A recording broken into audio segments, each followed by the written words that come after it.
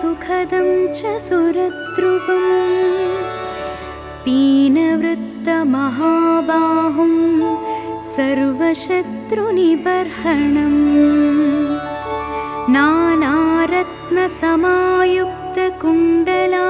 नानारत्नसमायुक्तकुण्डलादिविभूषितं सर्वदाभीष्टदातारं सतां वै दृढमाहवे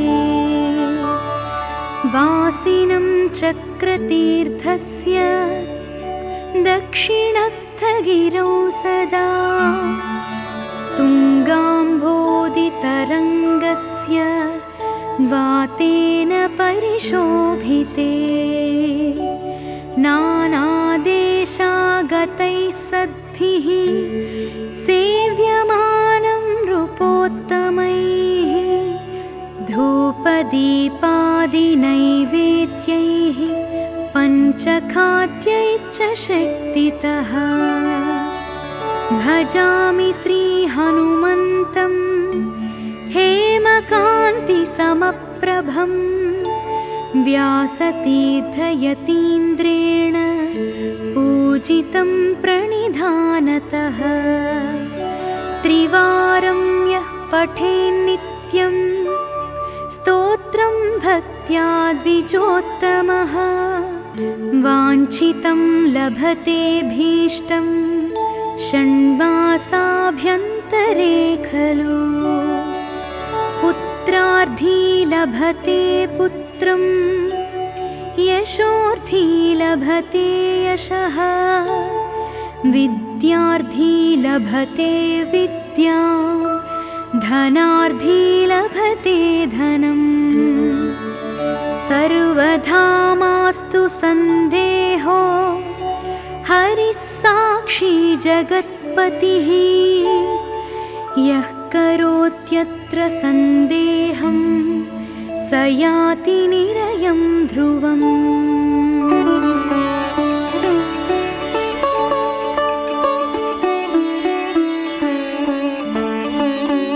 नमामि दूतं रामस्य सुखदं च सुरद्रुवम् पीनवृत्तमहाबाहुं सर्वशत्रुनिबर्हणम्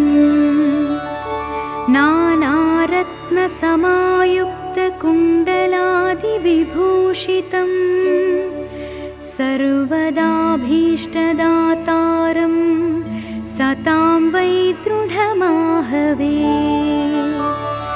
वासिनं चक्रतीर्थस्य दक्षिणस्थगिरौ सदा तुङ्गाम्भोदितरङ्गस्य वातेन परिशोभिते नानादेशागतैः सद्भिः सेव्यमानं नृपोत्तमैः धूपदीपादिनैवेद्यैः पञ्चखाद्यैश्च शक्तितः भजामि श्रीहनुमन्तं हेमकान्तिसमप्रभं व्यासतीर्थयतीन्द्रेण पूजितं प्रणिधानतः त्रिवारं यः पठेन्नित्यं स्तोत्रं भक्त्या द्विजोत्तमः वाञ्छितं लभते भीष्टं षण्मासाभ्यन्तरे खलु पुत्रार्थी लभते पुत्रं यशोर्थी लभते यशः विद्यार्थी लभते विद्यां धनार्थी लभते धनम् सर्वधा मास्तु सन्देहो हरिः साक्षी जगत्पतिः यः करोत्यत्र सन्देहं स याति निरयं ध्रुवम्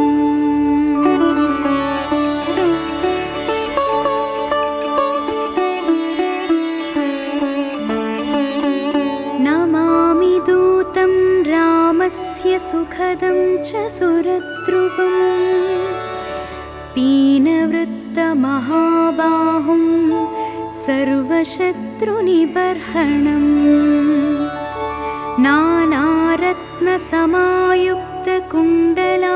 नानारत्नसमायुक्तकुण्डलादिविभूषितं सर्वदाभीष्टदातारं सतां वै दृढमाहवे वासिनं चक्रतीर्थस्य दक्षिणस्थगिरौ सदा तुङ्गाम्भोदितरङ्गस्य वातेन परिशोभिते नानादेशागतैः सद्भिः सेव्यमानं नृपोत्तमैः धूपदीपादिनैवेद्यैः पञ्चखाद्यैश्च शक्तितः भजामि श्रीहनुमन्तं हेमकान्तिसमप्रभं व्यासतीर्थयतीन्द्रेण पूजितं प्रणिधानतः त्रिवारं यः पठेन्नित्यं स्तोत्रं भक्त्या द्विजोत्तमः वाञ्छितं लभते भीष्टं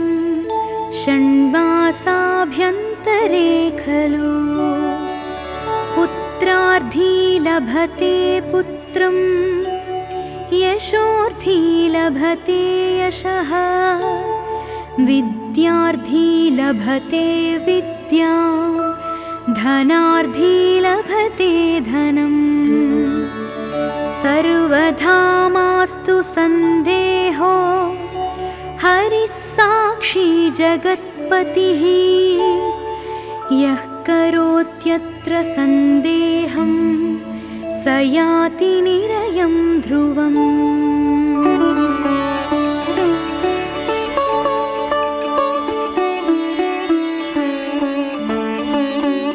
नमामि दूतं रामस्य सुखदं च सुरद्रुवम् पीनवृत्तमहाबाहुं सर्वशत्रुनिबर्हणम्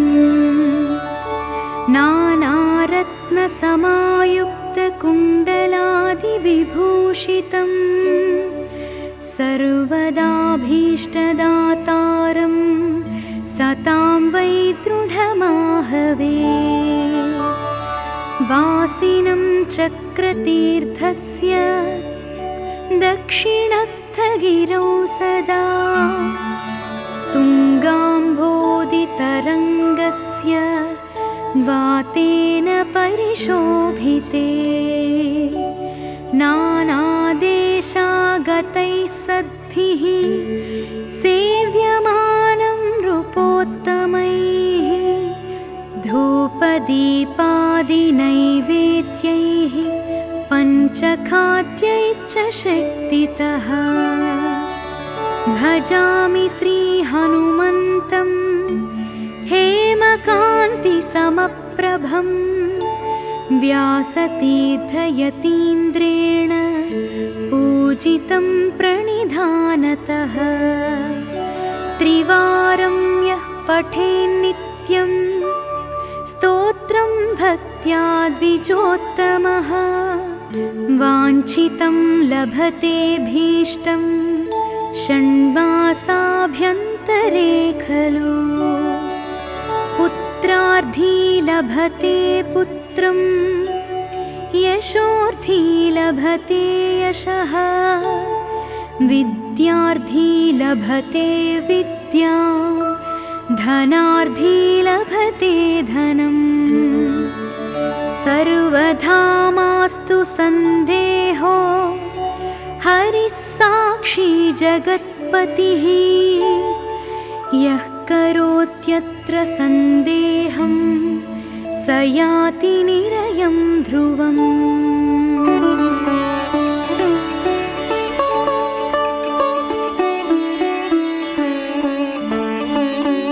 नमामि दूतं रामस्य सुखदं च सुरद्रुवम् पीनवृत्तमहाबाहुं सर्वशत्रुनिबर्हणम्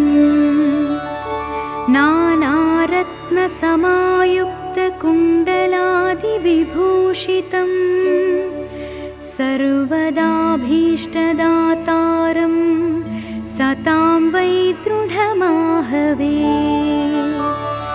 वासिनं चक्रतीर्थस्य दक्षिणस्थगिरौ सदा तुङ्गाम्भोदितरङ्गस्य वातेन परिशोभिते नानादेशागतैः सद्भिः सेव्यमानं नृपोत्तमैः धूपदीपादिनैवेद्यैः पञ्चखाद्यैश्च शक्तितः भजामि श्रीहनुमन्तं हेमकान्तिसमप्रभं व्यासतीर्थयतीन्द्रेण पूजितं प्रणिधानतः त्रिवारं यः पठेन्नित्यं स्तोत्रं भक्त्या द्विजोत्तमः वाञ्छितं लभते भीष्टं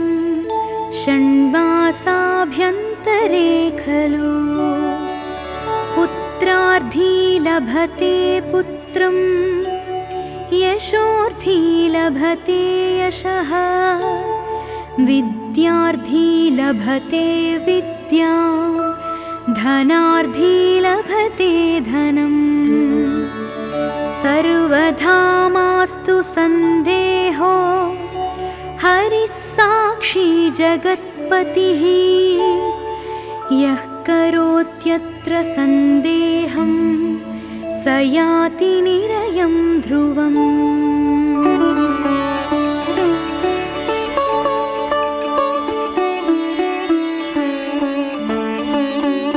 नमामि दूतं रामस्य सुखदं च सुरद्रुवम् पीनवृत्तमहाबाहुं सर्वशत्रुनिबर्हणम्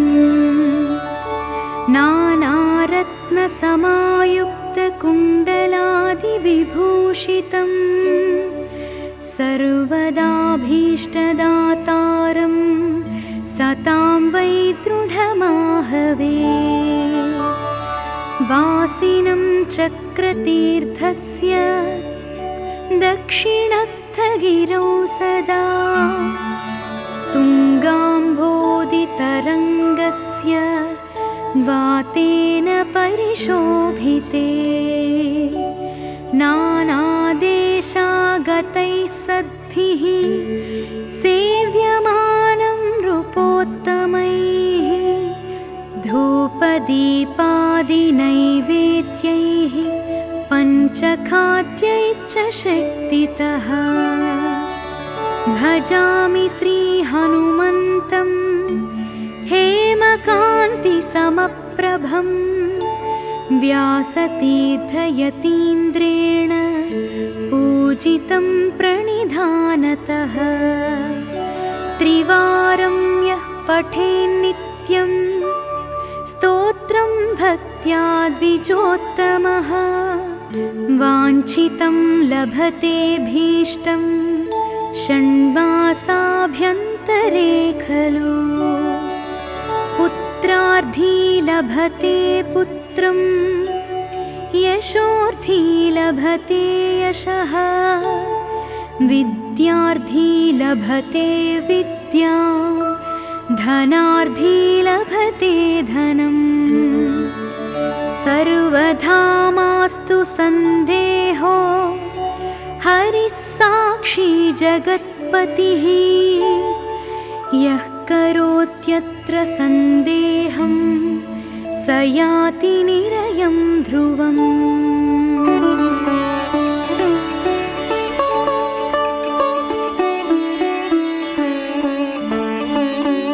नमामि दूतं रामस्य सुखदं च सुरद्रुवम् पीनवृत्तमहाबाहुं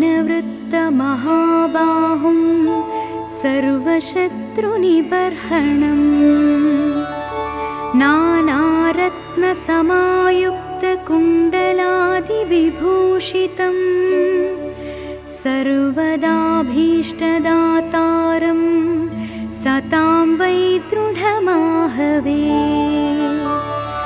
वासिनं चक्रतीर्थस्य दक्षिणस्थगिरौ सदा तुङ्गाम्भोदितरङ्गस्य वातेन परिशोभिते। नानादेशागतैः सद्भिः सेव्यमानं नृपोत्तमैः धूपदीपादिनैवेद्यैः पञ्चखाद्यैश्च शक्तितः। भजामि श्रीहनुमन्तं हेमकान्तिसमप्रभं व्यासतीर्थयतीन्द्रेण पूजितं प्रणिधानतः। त्रिवारं यः पठेन्नित्यं स्तोत्रं भक्त्या द्विजोत्तमः वाञ्छितं लभतेऽभीष्टं षण्मासाभ्यन्तरे खलु। पुत्रार्थी लभते पुत्रं यशोर्थी लभते यशः विद्यार्थी लभते विद्यां धनार्थी लभते धनम्। सर्वथा मास्तु सन्देहो हरिः साक्षी जगत्पतिः यः करोत्यत्र सन्देहं स याति निरयं ध्रुवम्।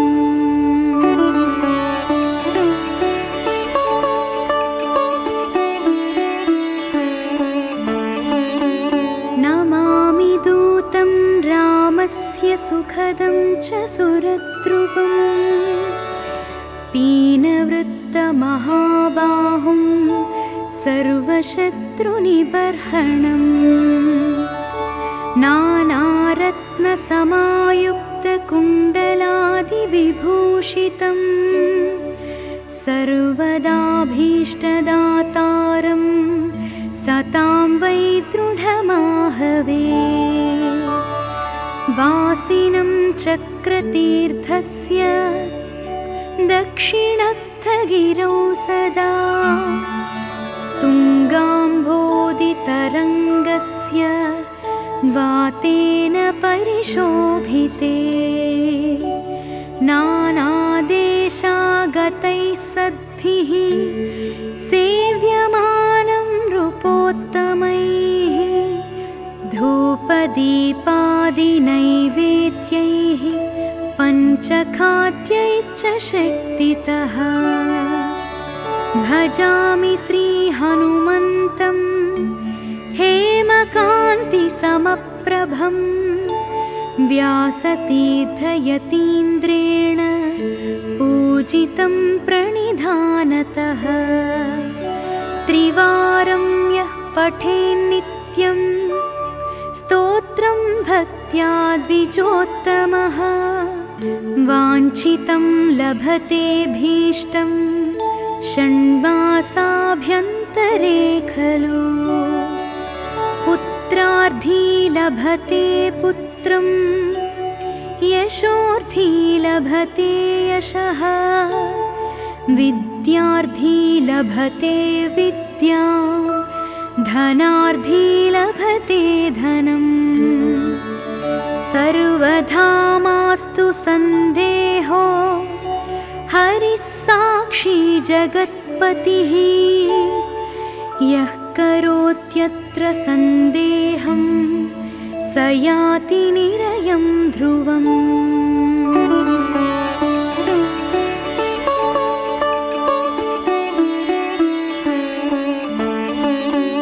नमामि दूतं रामस्य सुखदं च सुरद्रुवम् पीनवृत्तमहाबाहुं सर्वशत्रुनिबर्हणम्। नानारत्नसमायुक्त समायुक्तकुण्डलादिविभूषितं सर्वदाभीष्टदातारं सतां वै दृढमाहवे। वासिनं चक्रतीर्थस्य दक्षिणस्थगिरौ सदा तुङ्गाम्भोदितरङ्गस्य वातेन परिशोभिते। नानादेशागतैः सद्भिः सेव्यमानं नृपोत्तमैः धूपदीपादिनैवेद्यैः पञ्चखाद्यैश्च शक्तितः। भजामि श्रीहनुमन्तं हेमकान्तिसमप्रभं व्यासतीर्थयतीन्द्रेण पूजितं प्रणिधानतः। त्रिवारं यः पठेन्नित्यं स्तोत्रं भक्त्या द्विजोत्तमः वाञ्छितं लभते भीष्टं षण्मासाभ्यन्तरे खलु। पुत्रार्थी लभते पुत्रं यशोर्थी लभते यशः विद्यार्थी लभते विद्यां धनार्थी लभते धनम्। सर्वधा मास्तु सन्देहो हरिः साक्षी जगत्पतिः यः करोत्यत्र सन्देहं स याति निरयं ध्रुवम्।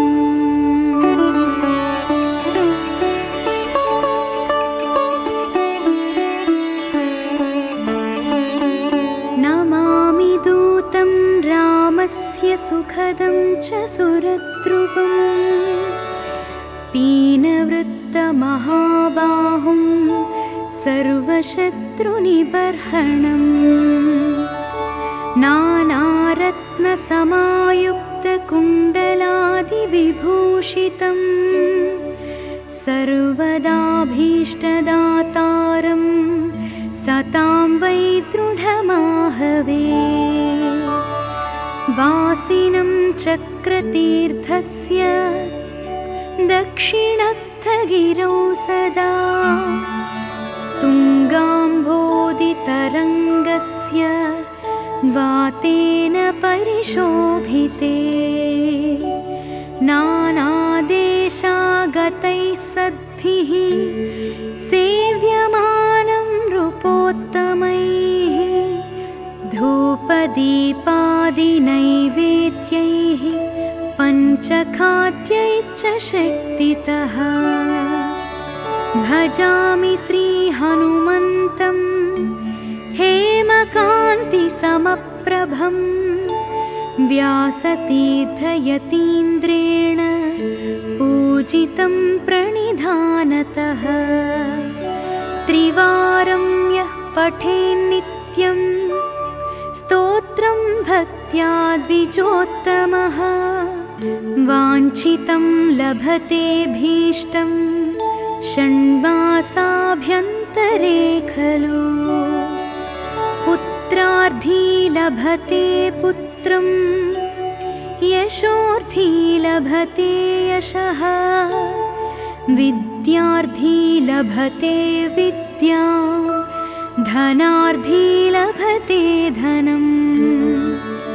सर्वधा मास्तु सन्देहो हरिः साक्षी जगत्पतिः यः करोत्यत्र सन्देहं स याति निरयं ध्रुवम्।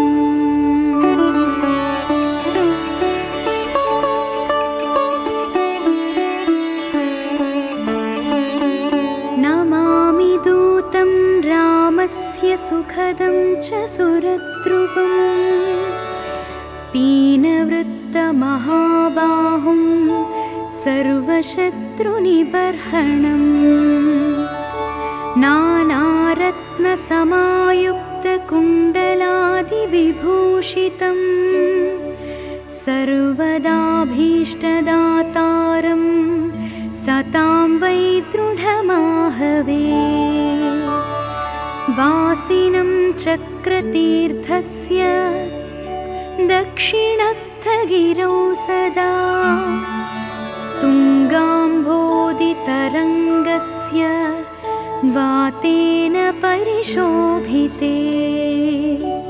नानादेशागतैः सद्भिः सेव्यमानं नृपोत्तमैः धूपदीपादिनैवेद्यैः पञ्चखाद्यैश्च शक्तितः।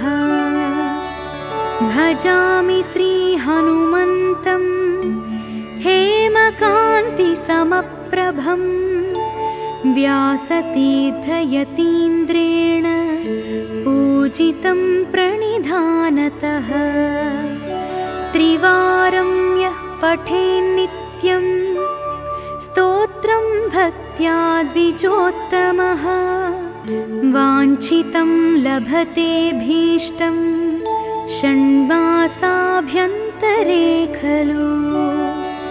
पुत्रार्थी लभते पुत्रं यशोर्थी लभते यशः विद्यार्थी लभते विद्यां धनार्थी लभते धनम्।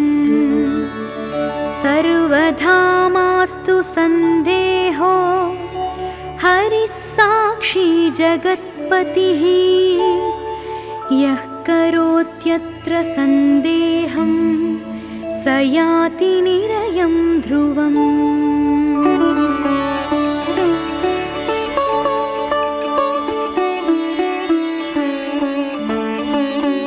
नमामि दूतं रामस्य सुखदं च सुरद्रुवम् पीनवृत्तमहाबाहुं सर्वशत्रुनिबर्हणम्। नानारत्नसमायुक्तकुण्डलादिविभूषितं सर्वदाभीष्टदातारं सतां वै दृढमाहवे।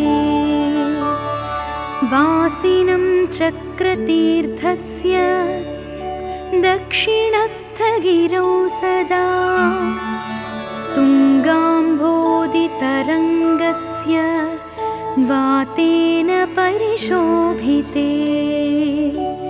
नानादेशागतैः सद्भिः सेव्यमानं नृपोत्तमैः धूपदीपादिनैवेद्यैः पञ्चखाद्यैश्च शक्तितः। भजामि श्रीहनुमन्तं हेमकान्तिसमप्रभं व्यासतीर्थयतीन्द्रेण पूजितं प्रणिधानतः। त्रिवारं यः पठेन्नित्यं स्तोत्रं भक्त्या द्विजोत्तमः वाञ्छितं लभते भीष्टं षण्मासाभ्यन्तरे खलु। पुत्रार्थी लभते पुत्रं यशोर्थी लभते यशः विद्यार्थी लभते विद्यां धनार्थी लभते धनम्। सर्वधा मास्तु सन्देहो हरिः साक्षी जगत्पतिः यः करोत्यत्र सन्देहं स याति निरयं ध्रुवम्।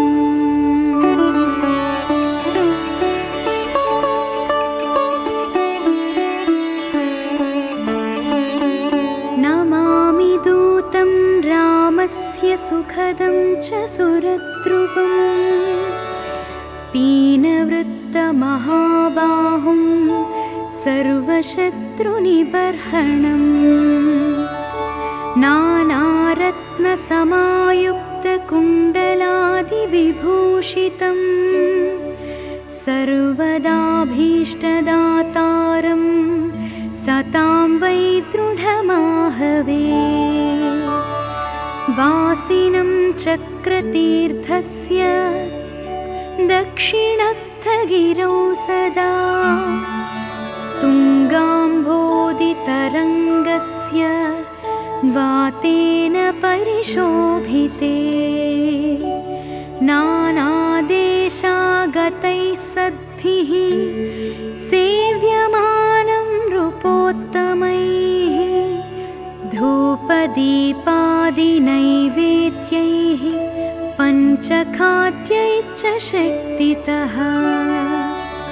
भजामि श्रीहनुमन्तं हेमकान्तिसमप्रभं व्यासतीर्थयतीन्द्रेण पूजितं प्रणिधानतः।